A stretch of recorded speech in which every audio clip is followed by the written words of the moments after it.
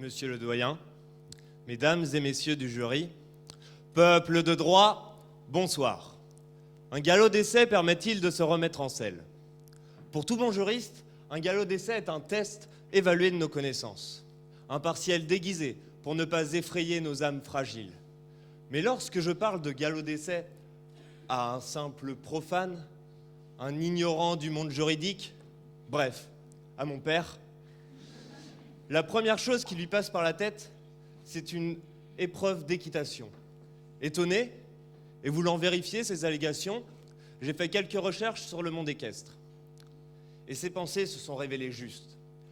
Un galop d'essai correspondra à une sorte d'échauffement préalable au véritable examen, le galop, qui est un contrôle de capacité en équitation se divisant en plusieurs niveaux.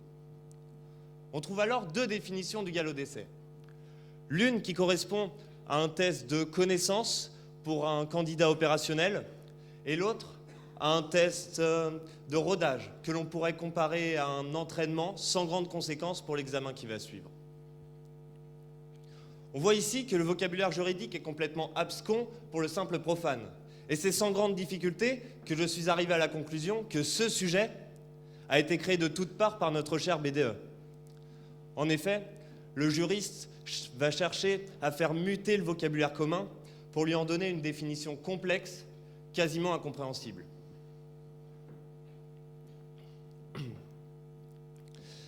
Essayez de lire un arrêt de la CEDH à vos parents ou grands-parents, la seule réponse que vous pouvez espérer obtenir, ce sont des yeux écarquillés et une bouche béante. De même, un meuble. C'est une étagère, une armoire ou encore une table de chevet, mais surtout pas un chien, une voiture ou un stylo. On dit que le droit est compliqué, mais on fait aussi tout pour qu'il le soit. C'est donc dans une langue commune et compréhensible de tous que j'ai décidé de communiquer avec vous ce soir.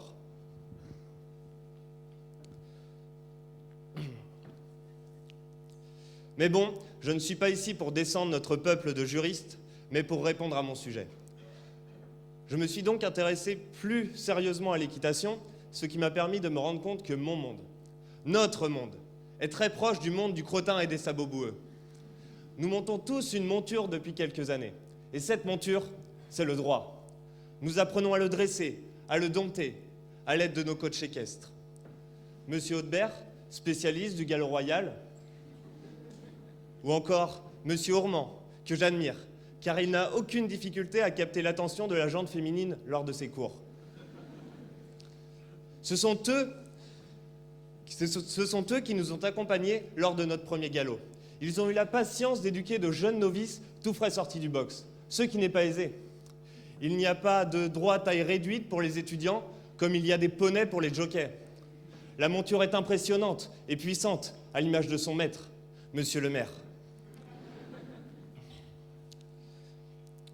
Ils commencèrent alors avec l'apprentissage de la fiche de jurisprudence, la découverte du plan 2 parties, de sous-parties qui nous a tant fait souffrir, avant de poursuivre dans les années et ainsi nous permettre de mieux dresser notre monture à l'aide de cas pratiques, de commentaires d'arrêt et d'études de décision de la Cour de justice de l'Union européenne. Puis vient le temps du galop d'essai. Dans l'écurie juridique, comme je vous l'ai dit avant, ce n'est pas un véritable essai, mais plutôt un examen déguisé. Mais est-ce qu'il permet de se remettre en selle? Tout le débat porte sur le remettre. Pour se remettre en selle, il faut déjà s'y être installé. Or, je vous connais, étudiants de septembre, qui ne pensent qu'à traverser la ville de part en part, de 22h à 2h du matin, errant de bar en bar à la recherche d'un breuvage qui ne vous apportera que nausées et migraines le lendemain matin. Votre selle, vous ne l'avez jamais mise. Et c'est à nu que vous enfourchez votre monture, essayant de sauter les obstacles à travers vos TD et à l'aide de votre joker. Mais lors du galop d'essai, monter sans selle, ça fait mal. Imaginez monter un cheval sans selle. Non, ce n'est pas le bon exemple. Imaginez plutôt monter un vélo sans selle. Là, vous la sentez, la souffrance. Et c'est celle-ci que subit l'étudiant lorsqu'il arrive dépourvu face au galop d'essai. Et après avoir monté le droit à nu, c'est après avoir monté le droit à nu qu'il pense enfin à mettre une selle, et ainsi mieux se préparer pour le véritable examen, les partiels, même si c'est souvent trop tard. Il ne s'est donc pas remis en selle, mais simplement mis en selle. Vous allez me dire, tous les étudiants ne sont pas comme ça. Et c'est vrai, certains pensent à mettre leur selle dès septembre. Mais ces derniers resteront sur leur selle tels des cavaliers modèles. Ils ne tomberont pas, ils résisteront. Ils ne se remettront pas en selle, mais ils y resteront. Cette argumentation est non contractuelle pour les premières années. Vous l'avez compris, un galop d'essai ne permet pas de se remettre en selle, mais simplement de s'y mettre ou d'y rester. De plus, même si un galop d'essai peut avoir un impact bénéfique sur les étudiants, ce moment de concentration et d'attention ne dure pas. Et le BDE y veille. Nous divertir et nous pousser à la luxure est son passe-temps favori. Ainsi, c'est à travers des soirées PGD, post-galop d'essai, comme ils aiment tant les appeler, qui nous font oublier notre monture, notre travail, avec toujours ce risque de perdre cette selle. Seulement, il ne faut pas oublier qu'il ne faut jamais, je dis bien jamais, organiser une telle soirée avec nos voisins les économistes. Cela peut avoir des retombées désastreuses. Rappelez-vous du Midstar.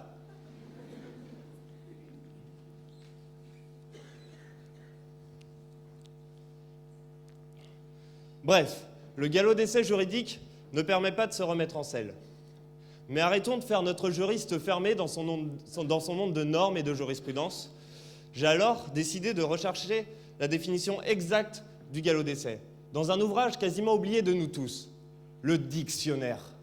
Pas le Cornu, non, celui-là vous le connaissez, j'en doute pas, mais le Larousse. Et d'après lui, un galop d'essai n'est pas qu'un seul examen. Cela regroupe toutes les façons de se tester, d'essayer. Passer ce concours d'éloquence, par exemple, a été mon galop d'essai. Un test qui va me permettre de m'estimer. Et avoir une bonne estime de soi amène à une bonne confiance en soi. Et c'est en ayant confiance en soi qu'il est possible de se remettre en selle pour accomplir de nouvelles choses. C'est donc vous, jury, qui, je l'espère, allez me remettre en selle ce soir. Vous allez me dire, quel intérêt de se mettre...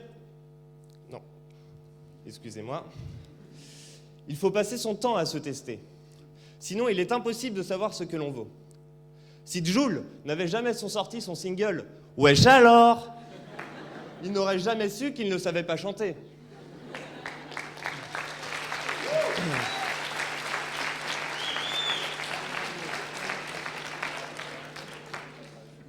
De même, les politiques cherchent perpétuellement à tester leur popularité pour avoir une plus grande confiance en eux.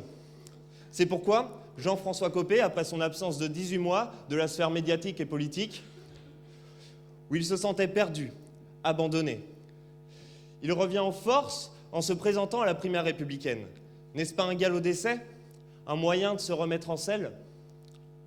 Le déluge de livres politiques présentés par chaque candidat peut être également vu comme un galop d'essai, qu'il passe dans l'objectif de la véritable épreuve, 2017. Le nombre de leurs ventes leur permet ainsi d'avoir une meilleure confiance en eux. Certains auront réussi, Philippe de Villiers avec 203 000 exemplaires écoulés, Jean-Luc Mélenchon ou encore Nicolas Sarkozy, d'autres moins. Pensons à Christine Boutin qui doit avoir le moral dans les sabots avec seulement 161 exemplaires vendus. Vous allez me dire, quel intérêt de se mettre dans une situation où il est possible d'échouer? D'autant plus qu'un grand philosophe explique « Essayer, c'est le meilleur moyen de se planter ». Fin de citation, Homer Simpson. Pour ma part, cette prise de risque est bénéfique dans tous les cas. Si l'opération n'est pas réussie, avoir conscience que l'on a échoué est déjà une victoire. Cela permet de se relever grandi. Dans Le crépuscule des idoles, le philosophe allemand Friedrich Nietzsche affirme bien « ce qui ne tue pas rend plus fort ». Bien sûr, il y a des ratés auxquels nous avons le malheur de nous identifier, confondant douloureusement avoir raté et être un raté. Bien sûr, nous n'avons pas tous les mêmes ressources pour rebondir. Mais l'échec peut nourrir une réussite future. Il permet de se confronter au réel. Il y a une sagesse de l'échec lorsqu'il y a souvent une ivresse du succès. Alors, chers candidats, sages comme vous êtes, ce n'est pas parce que vous allez rater ce soir qu'il faut voir ça comme la fin. Ce n'est que le début de la réussite. Ce n'est pas parce que vous avez raté que vous êtes des ratés. C'est cet échec qui va vous permettre de retourner au combat. C'est cet échec qui va vous permettre de vous remettre en selle. Merci.